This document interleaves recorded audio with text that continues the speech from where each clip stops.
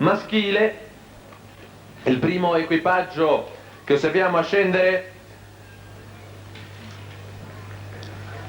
è quello del campione del mondo nel singolare. Ha ottenuto il titolo proprio ieri sulla stessa pista Georg Hackl, che corre in coppia con Stefan Ilsanker.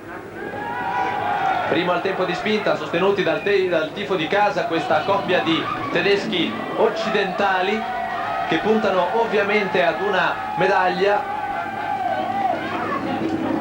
Al termine della prima manche erano ben saldi in prima posizione proprio davanti agli italiani Hans-Jörg Raffl e a Norbert Huber, che si sono visti proprio all'ultima discesa della prima manche sfuggire la possibilità di rimanere in prima posizione. C'è un incidente per i tedeschi Hackl e Ilsanker, che compromettono così irrimediabilmente la loro gara.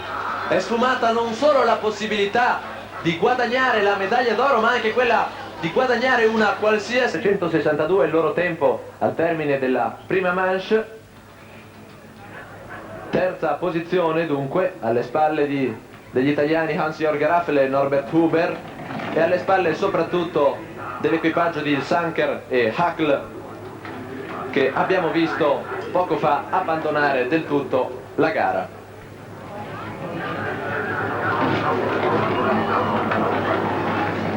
Se questi tedeschi non dovessero arrivare in fondo, dovessero compiere una cattiva prestazione, potrebbero esserci speranze per un oro per gli italiani. 3 millesimi di ritardo al primo intertempo. C'è solo da incrociare le dita e sperare che gli italiani nella loro discesa non commettano errori. 82 millesimi non è estremo il vantaggio di questi tedeschi dell'est. 41,90 tempo finale di manche, 164 millesimi loro in vantaggio su questa corsa. 82 devono battere il tempo fatto registrare dai tedeschi dell'est, Kraus e Behrendt, di 82,452. Vediamoli al tempo di spinta.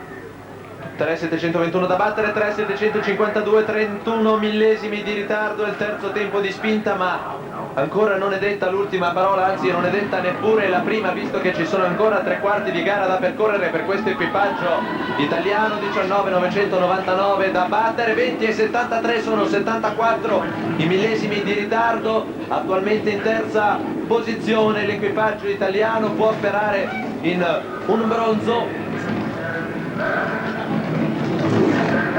Si trovano alle spalle di Kraus e Behrendt e di Hoffmann e Pitsch, ancora terzi, vediamoli al termine. 41,203, secondo tempo di manche, dovrebbero avercela fatta. Secondi 82,561, se non succede niente gli italiani hanno in pugno la medaglia d'argento.